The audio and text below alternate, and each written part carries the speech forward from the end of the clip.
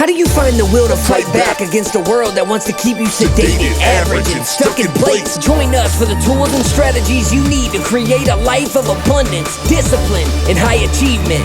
This is the Tactical Empire with Jeff Smith.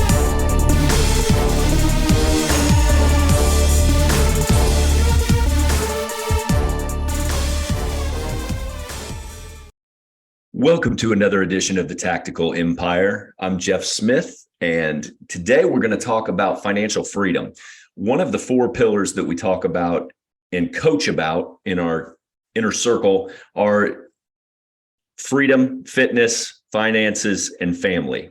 And in my personal thought process and beliefs are that the more finances you have, the more freedom you have, ultimately. So what I've built out and what we teach in our program is the 7 levels of financial freedom. And this is for everybody that comes into our program. What we do is we teach them a 7-step process to pursue their ultimate financial freedom for themselves and their family. Okay, so what we're going to do is we're going to talk through that today, the 7 steps. I'm going to give you the game plan and the blueprint to get yourself financially free. So ultimately, where we start personally, step 1 is you are the asset. And that's you, the employee, you, the entrepreneur, you, the business owner, whatever you are. But ultimately, you are the asset because we teach leadership in our group. And ultimately, it starts with you being a leader and leading yourself well. That leadership then goes out to your family unit. You're a great leader to your family, husband, spouse, father, and then you can lead your teams in business and ultimately your sphere of influence, then your community.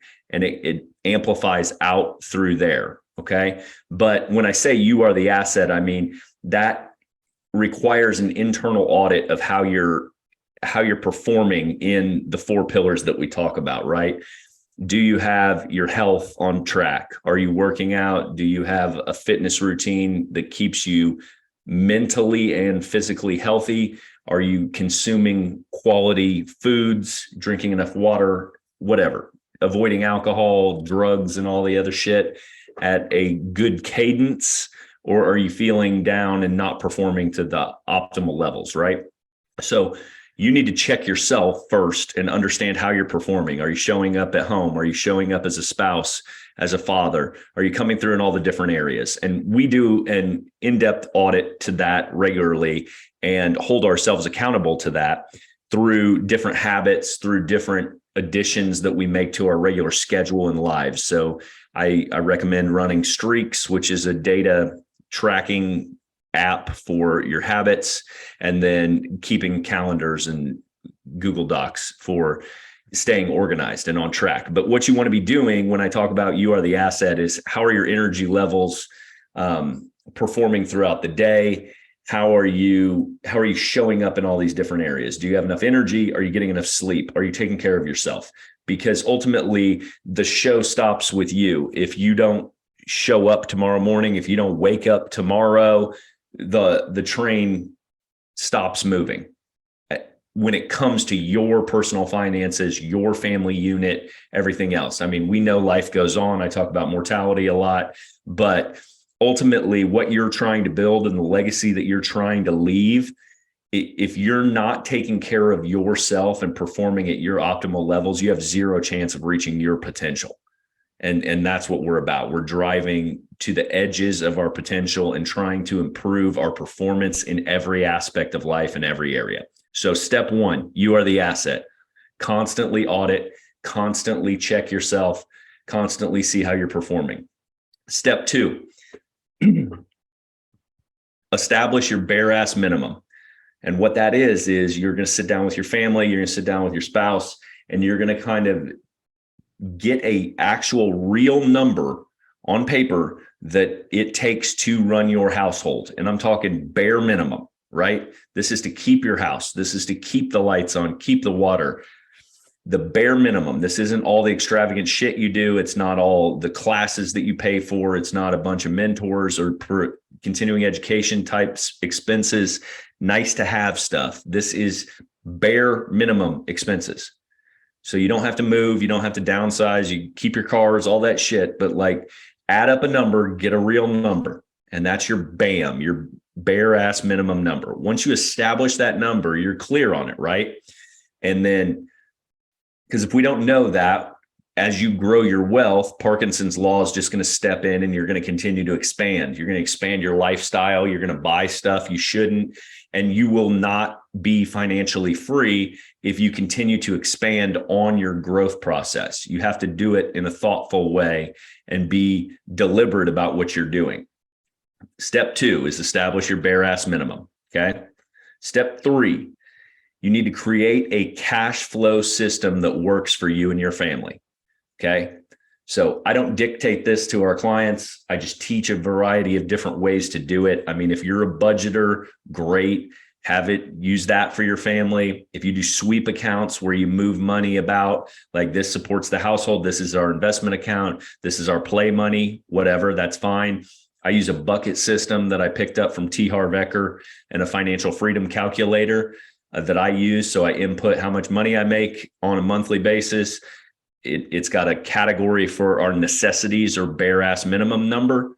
And you input that, and then it spits out the remainder. It divides your money up into buckets and you sweep it off. The reason that you need that, though, is because if you've not read The Richest Man in Babylon, it's the same principle. The most important category in that for everyone, regardless if you run a budget or buckets or sweeps or whatever system you use for your household, the two main things are you have to have that financial freedom account that pulls off whatever it is. And I reference Richest Man in Babylon. The advice in Richest Man in Babylon is you save 10% of everything that you make. And that 10%, people don't really understand that because they just think they're saving it.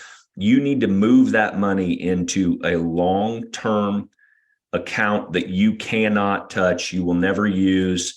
It needs to be put to work doing something. And it's money that doesn't come like flowing through your system, that 10%, right?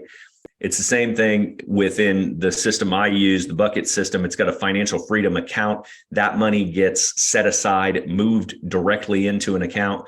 We personally use overfunded life insurance, high cash value life insurance. So our stuff goes from our operating accounts, and then it gets divvied up into all these buckets that we use, savings accounts, checking accounts, everything else. And then that money that's in the financial freedom account gets carved off and it goes into high cash value life insurance policies. And from there, so that parks it in a bank where we are building interest, which is earning roughly 6% combined interest rate on a regular basis.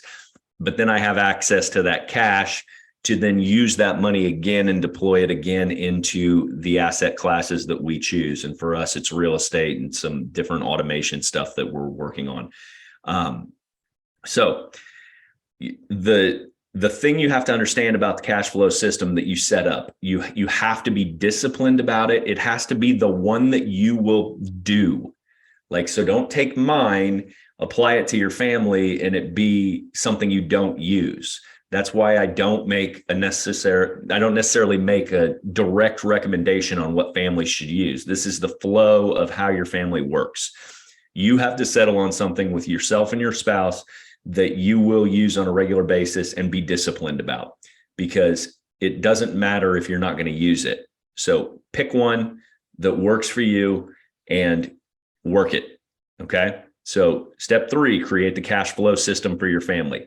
Like I said, my family does the bucket system into life insurance, into our assets. And then the assets pay back the life insurance and it grows. That's a conversation for a different day. It's complicated, but it's not as complicated as it sounds. It's very simple, actually, once you set it up. Step 4, you've established your cash flow system. You know what your bare minimum is for financial freedom, okay, on a monthly basis. The 4th step is liquidity. So now you've got a clear foundation set for what you're doing. You've got a system set up, and then you're attempting to figure out where you're starting with access to cash. So where are you actually liquid at? Do you have equity in your home? Do you have access to lines of credit? Can you do a HELOC on your house? Can you do a cash out refi on your house? Where is your access to cash? Do you have a chunk of money sitting in a business that you have that you could pull a dividend draw off of? So what you want to do is you want to find all of your different resources that you have and go ahead and ensure that you have a number there. So like if you can access $500,000 of cash right now, let's leverage that and get into the asset class that you're interested in and start making some moves and generating some monthly income. So liquidity is step 4, establishing all the liquidity sources that you have and access to cash that you have. You may have 0% credit cards that you can pull cash loans out of, right? Some of that stuff matters. I don't recommend like going into debt for this stuff, but if you can leverage it, it makes a lot of sense. There's good debt and there's bad debt. And being able to leverage liquidity that you have to produce a return on investment on a monthly basis is a good debt situation. Step 4 is liquidity. Step 5, pick an investment vehicle that you're interested in. Okay. I also make no recommendations here. I'll teach you everything I need or I know about real estate, different asset classes. I mean, we talk about everything in our group, from mini storage, single family homes, short-term rentals, long-term rentals, mobile home parks, RV parks, buying businesses, acquiring businesses, crypto, different automations that we have, day trading through those. So we talk about literally everything in our group. So anything is fine to do if you're interested in it. But step 5 is picking an investment vehicle that you're interested in. Then you do 2 things. You have to study and educate yourself about that investment vehicle so that you're clear on it. That's books, podcasts, whatever. Getting as much information as you can so that you're comfortable to make a move. And then the second step to step 5 is take action. So many people get access to all kinds of money, $500,000 of equity in their house, or let's say $50,000 equity in their house or whatever. If that's just dead equity parked there doing nothing for you, and you can put it to work, acquiring another asset that puts money in your bank every month, then why wouldn't you deploy that? So all you're doing is slowing down the process by parking dead equity places and not utilizing it. So you need to pick an investment class, and then you need to take action. And you don't have to take massive action at the beginning. You take small action so you can learn lessons, right? We've had tons of people buy Airbnbs already in the last 6 months. All of those are performing assets. Some are performing off the charts. We had a guy buy 15 long-term rentals last year in our group. So he's stacking a portfolio of long-term rentals with a long-term view on appreciation. So another guy's doing due diligence on an RV park. I'm doing due diligence on a large portfolio of single-family residences. So whatever you're interested in, the asset class, we've got people that know about it. We've got people that can help you out with it, but you have to pick it, and then you have to take action. Because if you don't buy anything for a year, what have you done? You've sat on the sidelines doing nothing. So you haven't got the education, because the education comes through doing, and you haven't got the asset working for you. And ultimately, the faster you take action and get comfortable with what you're doing in this space, the faster you reach financial freedom. Okay. So step 5 is pick an investment vehicle, take action. Step 6, build systems and infrastructure to support your financial vision. So this is a bigger beast, right? So we've already bought something. We've already invested in something, whatever it is. We've acquired a business. We've bought an RV park. We've bought a single family rental. Wherever you are in the scope of things, big or small, we've taken action already. So you've already had some sort of vision on where you're going with this situation. So how large do you aspire to grow your portfolio? I mean, are you going to $100 million, $1 billion? Are you wanting $5 million? What is it?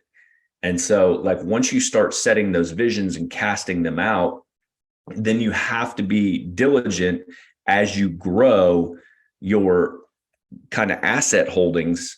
You have to be diligent about growing your infrastructure to meet your vision, right? Because you're going to get stuck at some point if you don't do that. So if you aspire to grow a $100 million real estate portfolio, you're eventually going to need like different members of your team, like probably on staff. So this is the step. Step 6 is where you have to start thinking about your financial house like its own business, okay? Because you're going to have team members within that financial house. So especially if you aspire to grow big engines, like if you want $100 million, like in your portfolio, you're going to need team members. You're going to need tax strategists. You're going to need people identifying deals. You're going to need people bringing you deals. You're going to need people evaluating the due diligence on those deals. That can't be you doing every single one of them, because to grow to that size, you're moving at a different scale and pace, right? And so step 6 is build the infrastructure and the teams necessary to grow. So you just have to recognize that and keep an eye on it as you go through this process. This is probably a 3 to 5 year, 3 to 7 year journey. Okay. Some can do it faster, some can do it slower, but like 7 years is like literally you can go from no money to financially free in 7 years. And so if you have some money to start, you can compress the time 2 or 3 years easily if you make sound investments and you understand what you're doing. And so that's step 6, build the systems and infrastructure to support what you're doing. Okay. Then step 7 is meet and exceed your passive needs. So meet your bare minimum. That's immediately when you're financially free. So if you need $4,000 a month to live on and that runs your household, and like without extravagance, without eating out, without doing all that stuff, once you reach that number, $4,000 or $5,000 a month of passive income, so it's coming from other sources and it's going into your bank account, like you are officially financially free. Okay. And then from there, what I would do is probably say, okay, now I'm financially free. Now I need to hit another number that includes my lifestyle. So let's say maybe it's another $2,000 because we eat out, we do other stuff or whatever. We're making up this scenario now because now it's $6,000. So you want to grow your passive income to meet your $6,000 a month nut. And then once you're there, then you have to consider like the next step of where you want to be. For me, I always say, this is our bare minimum of what we spend on a monthly basis. And I'm trying to double that. I'm trying to 2x it because I want to be able to grow it all the time. I want to still be investing at the same rate that I'm investing when I consider myself financially free. Okay. Because I mean, we've probably reached that point multiple times and then we move the marker. And so it pushes you to go get more stuff. But for us, I want to be continuing to invest at a clip that is significant so that my lifestyle and my money that I'm making continues to grow without my involvement necessarily, with minimal involvement.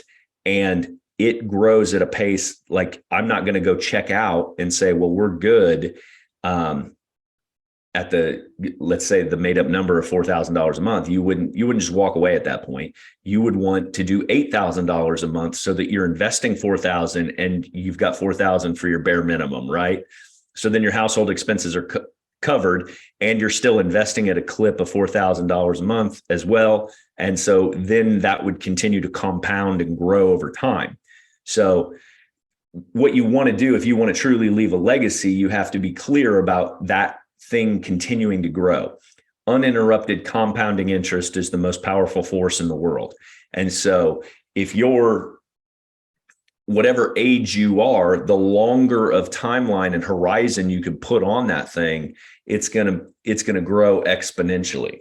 So if you can get these things started and you're in your 30s or 40s, right, and you plan on working for another 40 years, then you've got 40 years to pour into that system. So why would you back off of it? Then a whole nother topic is like, how does it live beyond you? And how do you make that legacy money outlast you and your kids and their kids? And that's a topic for another time. But the 7 levels to financial freedom that I have found that work, these are exactly what I executed on in my own life. And this is what I teach, preach, and encourage people to do, hold them accountable to doing it. I've seen it work over and over for other people as well.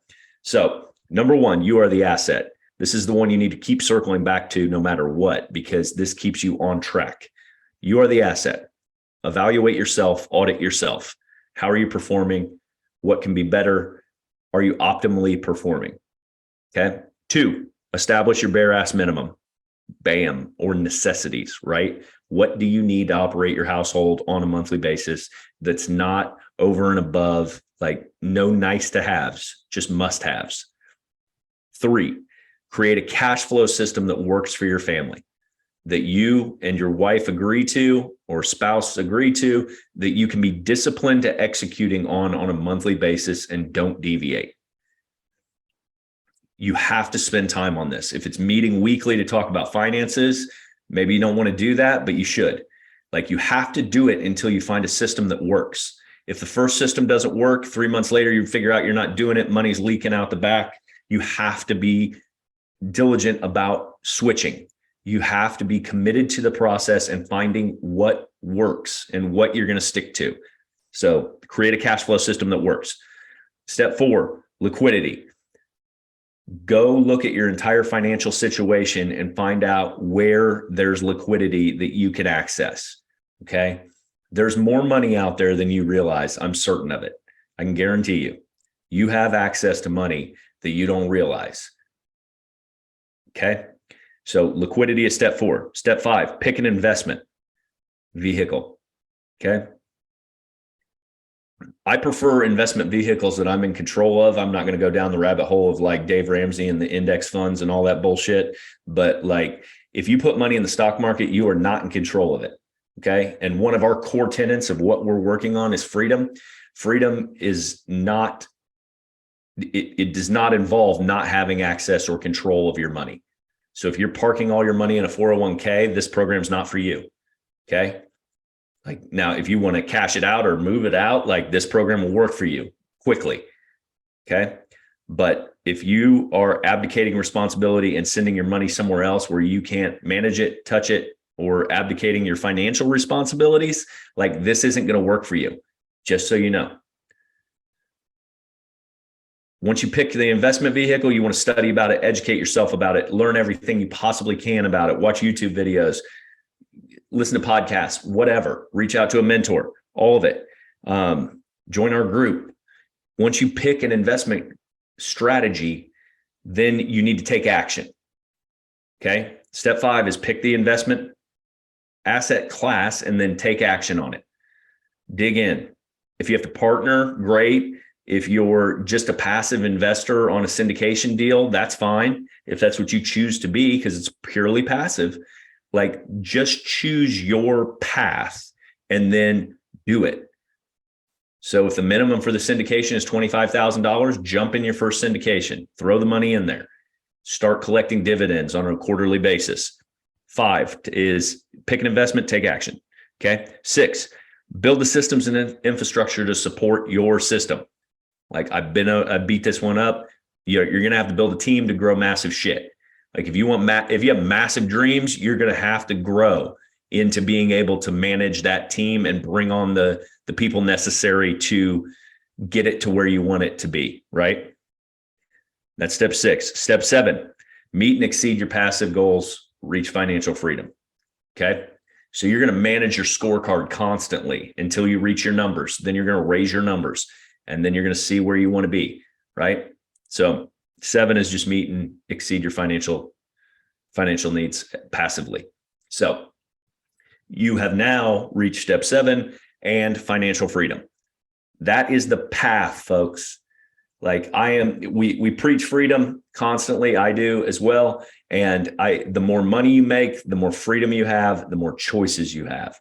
Ultimately, that's what it's all about. Money is a tool. It's a vehicle to get you more freedom, more choices, and put your family in a better position to do whatever you want and make choices for yourselves.